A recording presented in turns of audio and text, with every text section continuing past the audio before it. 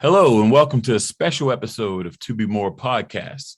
This is Conversation with the Candidates, the race for state's attorney. We're going to hear from 3 of the 4 candidates for state's attorney. We sent out invitations to all 4. However, we're going to hear from 3 of them. Those candidates are Roya Hanna, Thuru Vignaraja, and Ivan Bates. Hopefully, these 30-minute sessions, independent, will allow you to understand more about their platforms and where they stand and where they want to take the state's attorney's office should they be elected. So I hope you enjoy. Thank you. All right, we're going to jump right into it with Mr. Ivan Bates. Good day to you, Ivan. How are you? Hey, I'm good. How you doing, TJ? How's everybody? I'm very well. And hey, this is your second run for state's attorney. And you know, this is a big one because it's a rematch on the Democratic side. I just wanted to ask you, why again? What makes you different from your opponents? You know, look, you're a father, single father. I'm a single father. And to me, it's our children. You know, I have a 5-year-old daughter. And, you know, as a lawyer, I've really accomplished everything I could ever want to accomplish and then some. I built a law firm from scratch that's been one of the most successful criminal law firms in the state. I've done great work, do cases all around the country. They've written a book about work I've done, documentaries, and even put me in a movie. So in terms of what I wanted to do out of my career, it's done. Now, in terms of what I take my daughter who's 5 to the park, the playground, when I was in a homicide prosecutor in the state's attorney's office, one of the first murders I ever had involved a murder of a young man killing another man at a playground. And that stuck with me. It meant something back then as a prosecutor because I wanted to do a great job for the victim's family. But now as a father, I think about the children that were also in that playground. I want to make sure they don't have to deal with that ever. So I'm really running because of my daughter and all the other children in the city to make sure we can have a better and safer city for our children, for our families. And not just the families that we see, but the families, your work family, your church family, you know, for all the seniors in the city. You know, what makes me different is I have the experience that nobody else has. I've done more cases as a trial lawyer than anybody, probably combined. I've been a prosecutor for 6 years, you know, built from lower level all the way up to a homicide. You know, I started my own law firm. And so I'm the only person that's built their own law firm and employed multiple people. So I know what it's like to run a firm, to hire people, to manage people. I know what it's like to do cases in other jurisdictions, so I know what works. For instance, I'm doing a triple homicide in Los Angeles. So I can tell you what works out there with their homicide detectives and what works here in Baltimore. And what to bring here to Baltimore to make it work in the state's attorney's office. I've been defense attorney. As a defense attorney, I understand both sides. And that's something that nobody else has. I have a vision of passion. You know, we all probably have vision and we all have passion. But unlike probably anyone else in the race, this isn't a stepping stone. I don't want to be mayor. I don't want to be anything but state's attorney. You know, we're going to have from day one what we'll do, but we'll also have what's going to 6 months, 4 years. And I'm willing to say, hey, this is an 8 to 10 year fix, but we can fix things right away out the gate. We can make changes. But to really the changes that we need is going to be 8. And I can promise the voters and the citizens, I'm not running for anything else, and I will be there for all 8 years or longer if you'd have me to fix the problems in the state's attorney's office. Right. So that brings me to another question. Since this is your second run, and that's not unusual for a political candidate, sometimes you have to run more than once before you are ultimately successful. What have you learned over the past 4 years that might be different from what you might have been putting out during your first run back in 2018? You know, great question. You know, you always have to have your name ID. But what I've also learned is people watch you. People you wouldn't even think see you. They know who you are. They may not come up to you, but they watch you. They've watched you grow.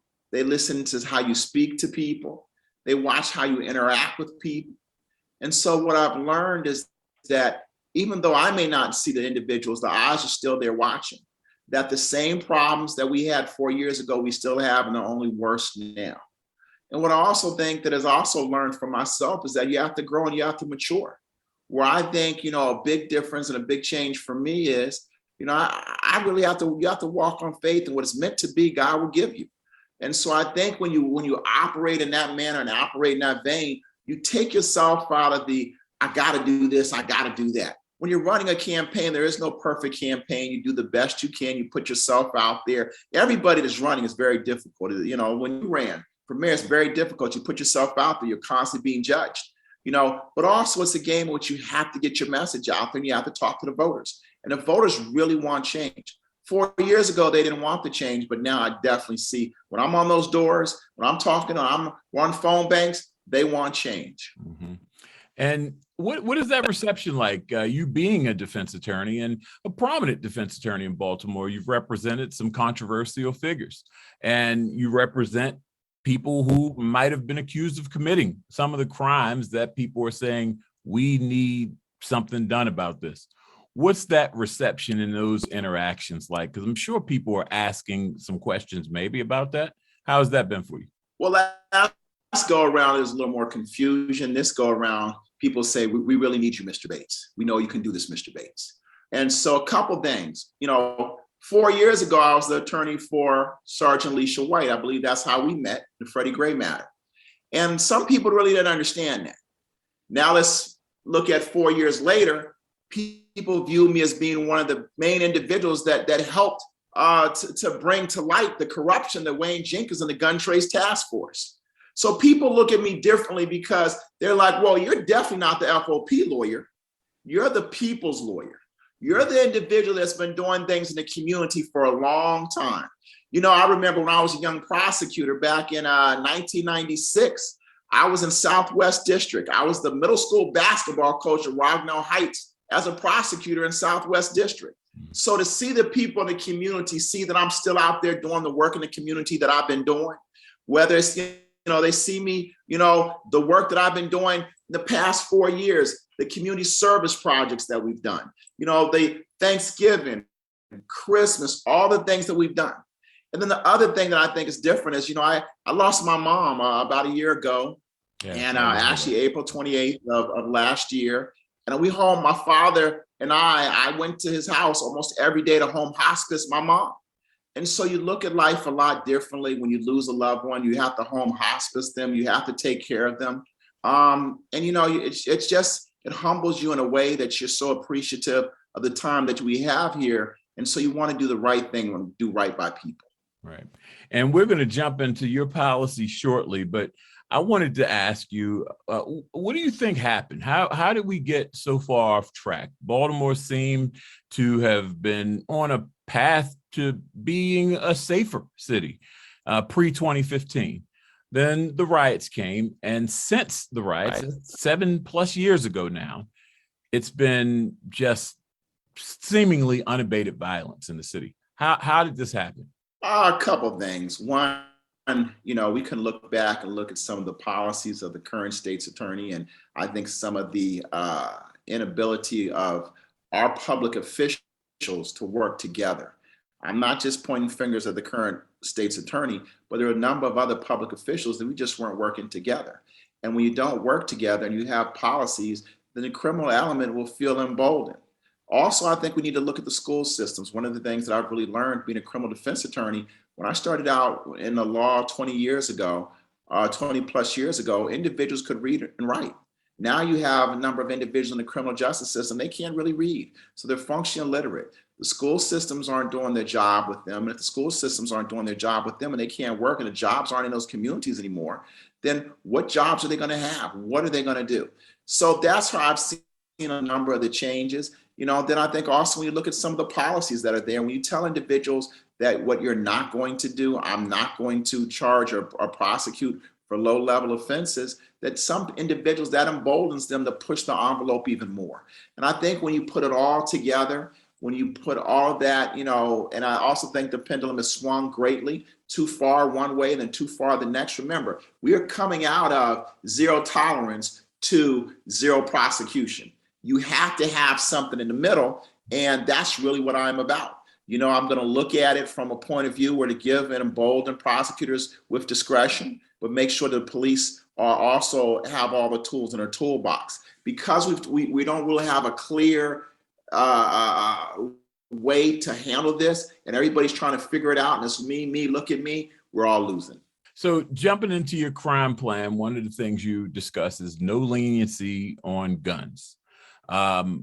What does that mean exactly? Because people in Baltimore seem to be confused. The state law apparently has some mandatory minimums in the language already for gun offenders that are convicted, but there's discretion in how that's used. One, what does that mean with no leniency on guns? And two, how would you utilize the mandatory minimum kicker that exists? Or do you support any additional policies to put more mandatory minimums on convicted gun offenders? Well, I don't necessarily like the mandatory minimums. And part of that is because, the laws, there are enough laws on the books if you just enforce them properly. For instance, the first time gun offender, you're looking at a minimum of 3 years or up to 5 years. And a second time, and you have a felony, it could be 5 years without the possibility of parole. The problem isn't the law. Let me ask you real quick. The problem is that the current state's attorneys aren't involved. I wanted to ask, you said a first time gun offender, a minimum of potentially 3 years, but that doesn't happen. I mean, the gun offenders seem to walk out and they're not in jail. Yeah. So how does that get corrected? Is that specific to the state's attorney's office, or is that something in law that might need to be changed? Well, specific to the state's attorney's office. So for instance, when I look at my policy says first time gun offenders, you're going to receive prison, you're going to jail, point blank in discussion. So let's look at this. When I wrote my policy, my prosecution plan, I looked at what was going on at Johns Hopkins School. And when you look at the school, one of the things they talk about is certainty of consequences in reference to gun violence. So we have to have certainty of consequences. For instance, if you have aware, carry, and transport a handgun, which is still a misdemeanor, depending on your age, it could either be 5 years or 3 years. But let's say it's the 3-year variety. I would ask for 3 years to spend all but 1 year, which means you'd sit in jail for 6 months to 8 months. But now after that, the hard work comes. I recognize a lot of the young people who this law would affect and who are the ones with the guns, they can't read or write. So I'm going to make sure that we have the state of Maryland, which already has the programs in place. We're going to make sure you're in the literacy program because you can't work if you can't read or write. We're also going to make sure that we also put you in a job training program. Now your supervised probation will be 5 years. So it's 5 years someone's watching you. If you can do that within the first 3 years, we can do some things with you. The other thing is that's the state level. Locally, there's an act or a law called GORE, Gun Offender Registry Act. The city council passed it and said once every 6 months, individuals with gun convictions have to report to the police. Well, I want to change that from once every 6 months to once a month because I'm tired of watching individuals slip through the cracks on the state side, but I also want the local side to see where these individuals are. Close monitoring helps us track the individuals who are carrying these guns. But also I recognize that Mayor Brandon Scott has put a lot of money in therapy, counseling. Well, let's put some of these individuals in the therapy programs because they're carrying guns. When you talk to them, they're angry, they're upset for their safety, their protection, and also they're making bad decisions. That's what the therapy classes will make sure we'll go ahead and do. Well, we have to deal with the symptom right away, but we also have to be prepared to make sure these individuals have the skill set necessary not to be repeat violent offenders. And so if they can do that for 3 years and no new criminal convictions for 3 years, I'm going to bring the case in, give them a probation before judgment, and that allows them to hopefully expunge it. They're still on probation for 5 years. If they expunge it, now guess what? They've now completed the literacy program. They now hopefully have a job, and they now have gone through the therapy. And so now they're ready to be positive members of society with the scarlet letter no longer on them. They've paid their debt. And that's what I'm talking about in terms of making changes. See, I think it's important that I want everybody to realize day one, you have to be prepared to make the changes because we have to fight crime day one. What does that look like? My first day on the job, I'm going to go to a roll call. With the first 30 days, I'm going to every single roll call in the police department. I'm gonna look all the officers in the eyes and say, okay, we need you, we, the citizens, need you to get back to work. All the tools in the toolbox will be yours to use. Now, we may prosecute, we may not prosecute. You may decide to give a citation. My prosecutors will use their discretion, but you will have the support that you need to be able to do your job. That's one. Number two, I have to restock the office. I'm the only individual in this race that former prosecutors and even some judges said they would leave the bench to come work with, because that state's attorney's office has zero talent left, unfortunately, experience left. We have to have experience right away to get the convictions that we need to make the changes. And so these individuals will come work with me. Some will be part-time, but we will bring back the experience to stop the bleeding.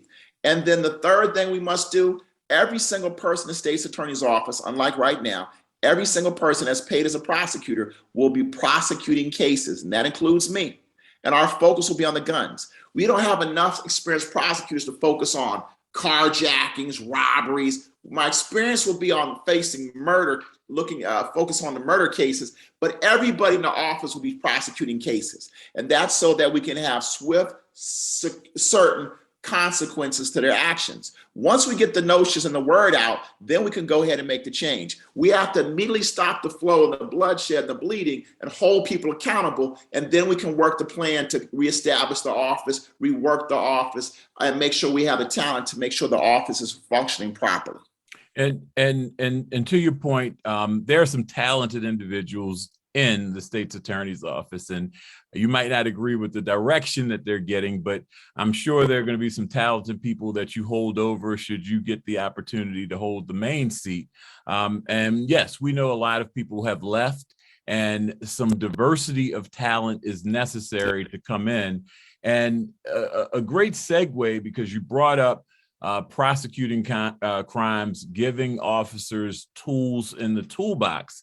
One thing that I hear a lot from officers and from residents alike is the quality of life crimes. You and one of your opponents, Roy Hanna, have been on record saying that you would reinstate prosecuting those quality of life crimes. So talk to me a bit about that. Things like prostitution, trespassing, loitering, and these are big complaints. These are big complaints that every community talks about often. Well, I think when we talk about prosecution, the state's attorney's office has discretion to figure out what does that look like. For instance, let's take loitering, trespass, and shooting dice, gaming. So the first time an officer, because we also have to balance the consent decree. The first time the officer may walk up and say, hey, you can't be on the corner, you can't shoot dice, and can walk away, and he's warned these individuals. The second time the officer will come back and say this within the same hour, can come back and give citations. Once the officer is given citations, those individuals will have to come to court, where I want to have community court, and they will have to do community service. So that's holding individuals accountable. I'm not trying to prosecute you or give you a record for that, but I have to hold you accountable. And if now the third time the officer comes past, you decide that you still want to loiter and trespass, then you've made the decision that you'd like to be prosecuted for those actions because you're not listening. And at that moment in time, if the officer decides to make the arrest, the officer has that opportunity. So it's a way to make sure you do it. Let's look at drugs, possession. When we looked at 2012, there were 585 people in drug treatment back in 2012. And this is court-ordered drug treatment in the district court. When we looked, and there were only 58 overdose deaths in 2012. In 2021, there are over 1,000 overdose deaths, and I think there are 57 or 58 people in drug treatment.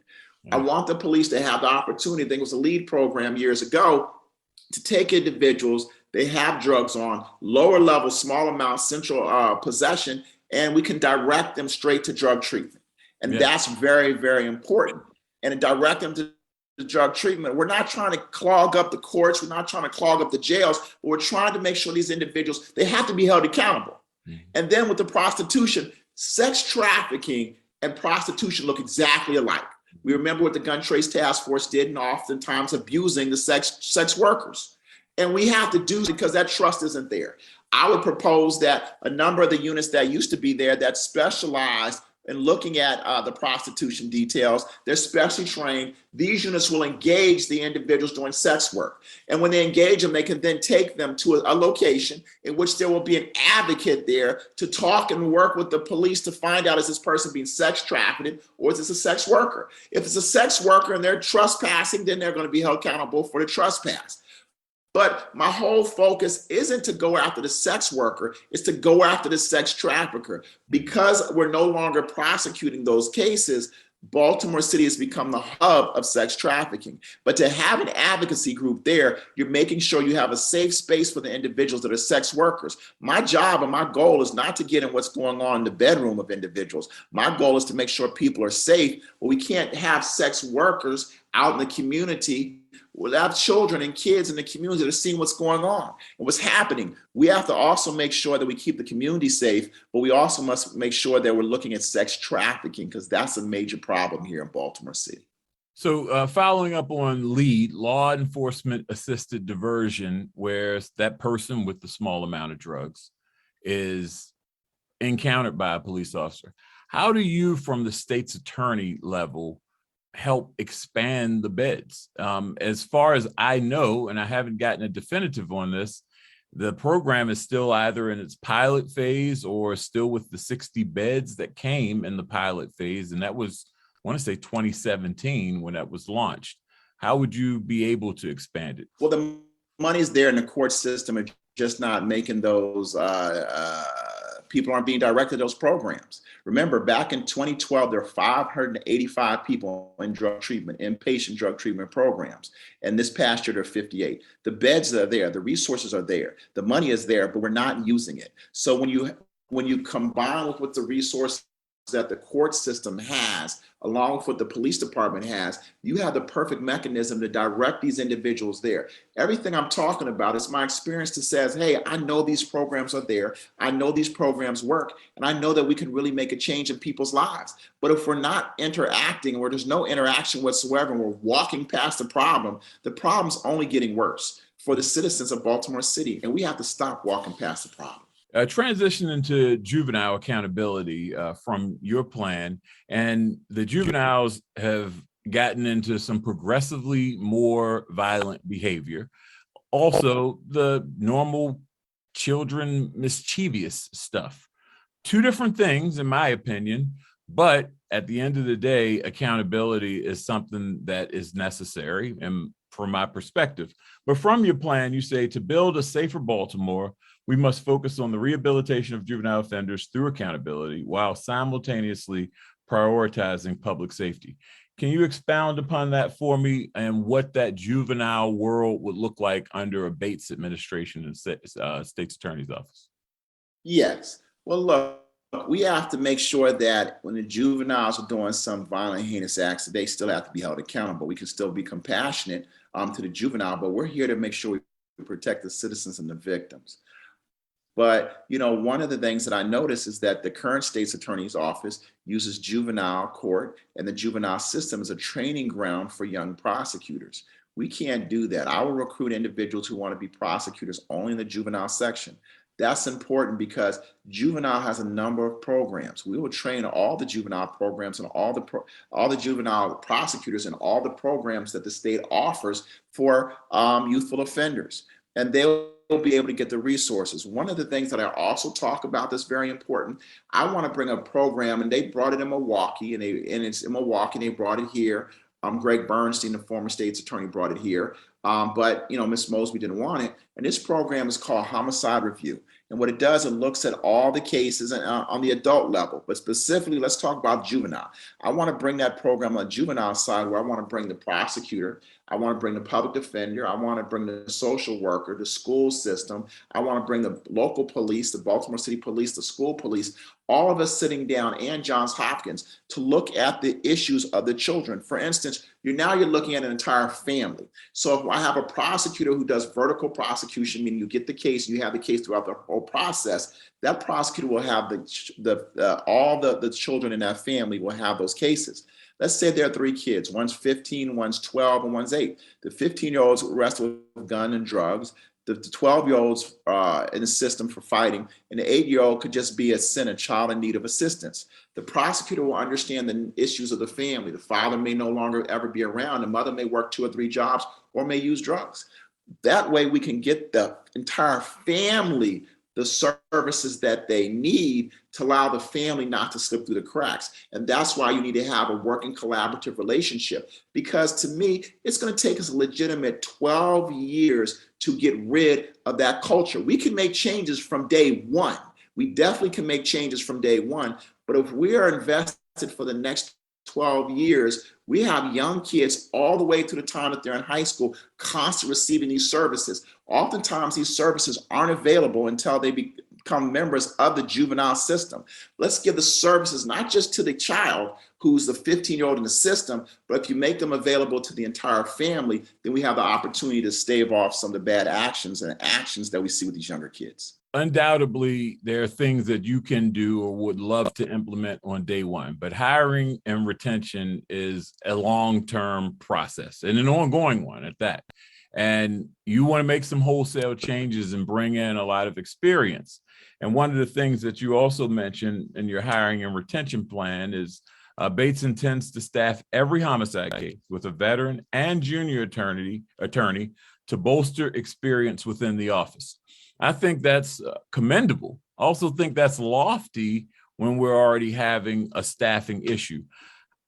When could the citizens see something like that realistically, and how do you think you can accomplish that where it's 300 plus times 2 as it stands, where you're sending out 2 lawyers to every case? Well, yeah, one of the things that we also don't realize is that in the Baltimore City State's Attorney's Office, the top 50 highest paid prosecutors, the top 12 or 13 don't even go to court.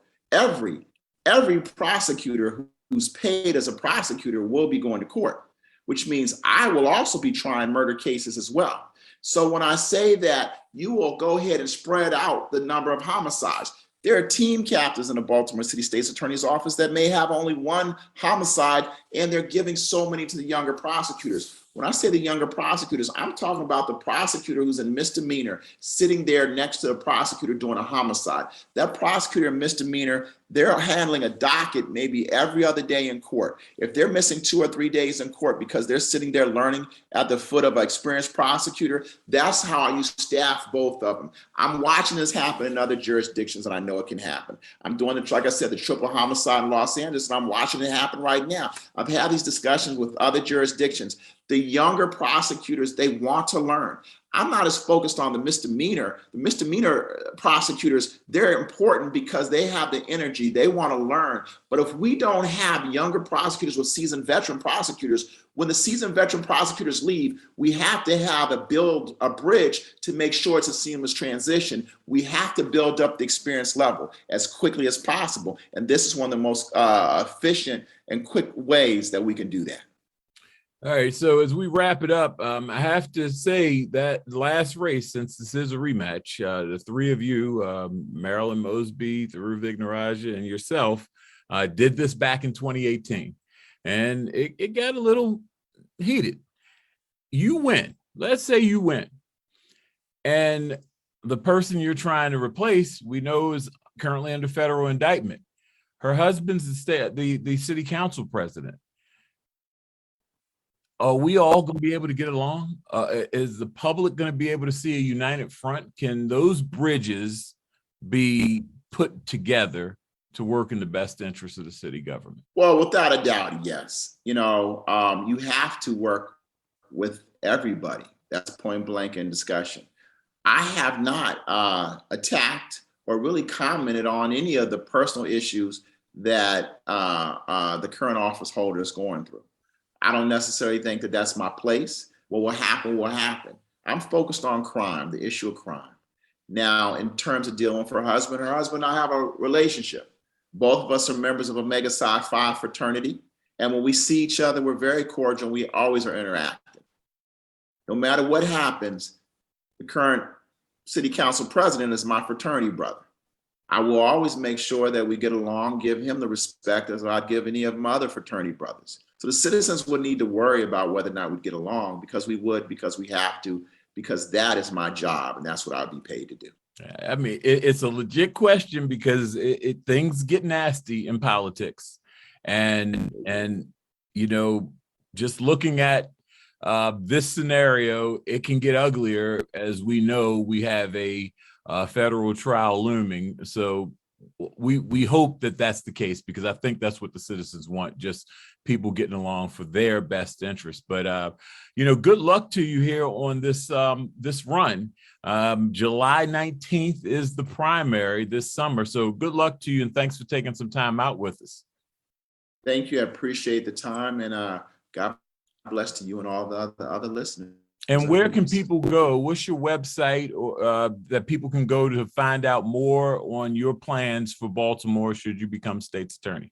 Sure. You can follow me on Twitter at Ivan J. Bates. Instagram's Ivan J. Bates. But you can follow me also on my website, www.bates, BATES, for FOR, Baltimore.com. Bates for Baltimore.com. All right. Well, thanks again. And thank you all for watching and listening. We hope that you've enjoyed our conversations with the candidates for the office of state's attorney. It's going to be a good one as we go through the summer. Thanks a lot and appreciate it.